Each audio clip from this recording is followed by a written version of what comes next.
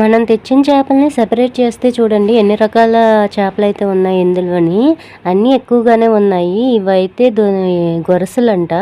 ఇంకా ఇవి గులివెందలు. ఇవి చూసారు కదా, మనకి షార్క్ చేపలు కూడా ఉన్నాయి ఇందులోని.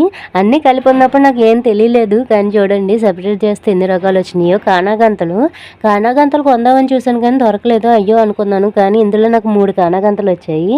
ఇవి చందువల్లో ఒక రకం అన్నమాట. ఇవైతే ఇసుక దొందలు అంటారు కదా, అవి సముద్రం చేపలు చాలా టేస్ట్గా ఉంటాయి, సరిగ్గా వండాలి. కానీ ఇవి కూడా చందువాల్లో ఒక రకం అన్నమాట, చుక్క చందువాలు అంటారు.